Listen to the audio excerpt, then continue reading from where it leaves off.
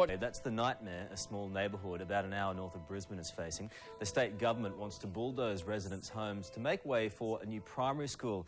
But as today's Sarah Harris found, it won't happen without one heck of a fight.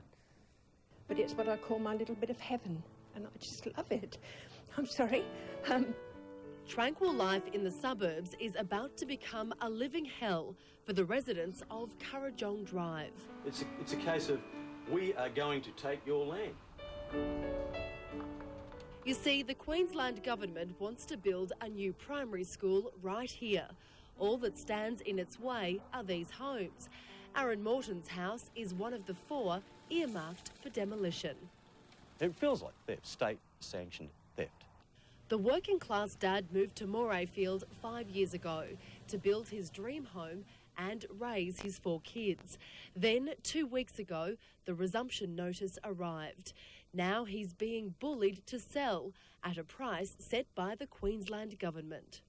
And they're going to just destroy what I've built. So the school will be here? Right on this fence line. Our fence line here becomes the school fence. 2 doors down, Wendy Labutta is considered one of the lucky ones. Her house will be spared. But when the school moves in next door, the peace and quiet she moved here for will be sacrificed.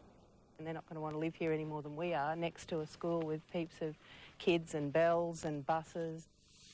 It reads like the script from the Aussie comedy The Castle, but Aaron and his neighbours certainly aren't laughing. Every story I've ever heard about resumption has been a horror story. The residents of Kurrajong Drive can understand that a new school needs to be built, but what they can't understand is why it needs to be built on their property. Now, the state government says resuming homes is an absolutely last resort, but you can see the locals' frustration when you consider just a few hundred metres down the road, there are 40-acre lots of vacant land for sale. Stop it now. There's plenty of other land. But in a statement, Education Queensland told the Today Show Kurrajong Drive is ideal in terms of size, position and terrain, and meets all heritage, environmental and demographic considerations. But there's been little consideration for the people who already live here. It's almost like it's a big secret. It's, we weren't given any objection or any chance for objection at all. Can't come back now and start bulldozing people's houses down. It's just wrong. It's just wrong. If there's a lot of people involved and there's, 20, 30, 50 properties and everybody kicks up a stink and has something to say, yes, well, then there is a chance that they'll back down.